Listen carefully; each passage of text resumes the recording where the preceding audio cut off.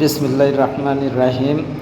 আমি কৃষিবিদ মোহাম্মদ শাহিন হোসেন সজীব, সাংগঠনিক সম্পাদক, জাতীয় পার্টি জেপি, খুলনা মহানগর শাখা। আমি আজ বলতে চাই নির্বাচনকে ঘিরে আসলে আমাদের বাংলাদেশে তথা অল বিশ্বে জনগণই ক্ষমতার উৎস। গণতান্ত্রিকভাবে আমরা সেটা বিশ্বাস করি এবং সেভাবেই মৌলিক অধিকারকে আমরা চেয়ে থাকি। আসলে 1973 সালে সর্বপ্রথম নির্বাচন হয়েছিল বাংলাদেশে। এই নির্বাচনের মাধ্যম থেকে এ পর্যন্ত যতটা নির্বাচন হয়েছে, এই নির্বাচনে কিছু না কিছু ভোট কারচুপি হয়েছে, অর্থাৎ জনগণকে প্রাধান্য দেওয়া হয় না। তাই আমি মনে করি জনগণই সকল ক্ষমতার উৎস, তাই জনগণের রায়কে আসলে প্রাধান্য দিতে হবে। আপনারা জেনেছেন যে বাংলাদেশ ব্যাংকের ভোল্টের থেকে টাকা হারিয়ে যায়, চুরি হয়ে যায় এবং কোটি কোটি টাকা বিদেশে চলে যাচ্ছে।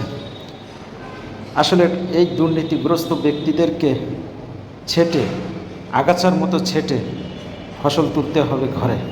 তাই আমি বলতে চাই যে আমাদের নির্বাচনে আমরা এ পর্যন্ত দেখেছি সচিব অর্থাৎ আমলাতন্ত্র রাজনীতি দেখেছি এবং ব্যবসায়িকতান্ত্রিক রাজনীতি দেখেছি।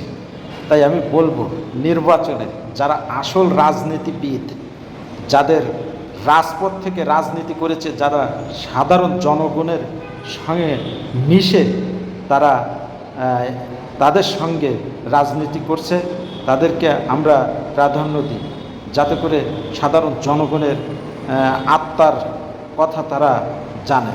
অতএব আমি বলতে চাই যে এই নির্বাচনটাকে এই জনগণের আধিক ঐক্যবদ্ধের মাধ্যমে প্রাধান্য দেওয়াই অন্তর্বর্তীকালীন সরকারের কাছে আশাবাদ ব্যক্ত করি এবং আশাবাদ ব্যক্ত করি যে পুলিশ বাহিনী অন্য অন্য বাহিনীগুলোকে জনস্বার্থে ঢেলে সাজাতে হবে, যাতে করে এই পুলিশ বাহিনী এবং সকল বাহিনীগুলো যেন জনগণের স্বার্থেই কাজ করে থাকে এবং বিচার বিভাগের স্বাধীনতা থাকতে হবে, যাতে করে আমাদের যারা বিচারপতি তাদের ভয়ে কম্পিত না হয় এবং তারা সত্যতার সাথে, বিশ্বস্ততার সাথে যেন সততাকে জনগণের মাঝে ঢেলে সাজাতে পারে। তাই বিচার বিভাগের স্বাধীনতা আমাদেরকে জনগণের নিশ্চিত করতে হবে। আমরা আরেকটা কথা বলতে চাই যে প্রধানমন্ত্রীর লাগামহীন ক্ষমতাকে কমাতে হবে, কারণ প্রধানমন্ত্রীর এই লাগামহীন ক্ষমতার কারণে দুর্নীতি আরও চাঙ্গা হয়ে ওঠে। দেশের সর্বোচ্চ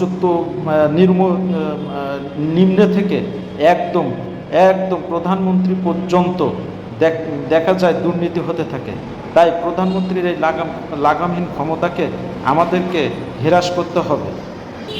সেই সঙ্গে মন্ত্রী পরিষদকে ক্ষমতাবান করতে হবে, তাহলে রাষ্ট্রপতি নির্বাচিত হবে সরাসরি জনগণের ভোটে, যাতে করে রাষ্ট্রপতি এবং জনগণের স্বার্থে এবং জনগণের কাছে জবাবদিহিতামূলক একটা জনগণ সরকার পায় এবং প্রেসিডেন্ট ও মন্ত্রী পরিষদের মধ্যে ক্ষমতার ভারসাম্য থাকতে হবে, যাতে করে এই ক্ষমতার ভারসাম্য থাকলে আমাদের দেশে যে সাধারণ জনগণ আছে সেই জনগণ বিচার বিশ্লেষণ করতে পারবে এই সরকারের কৃষ্টি কালচার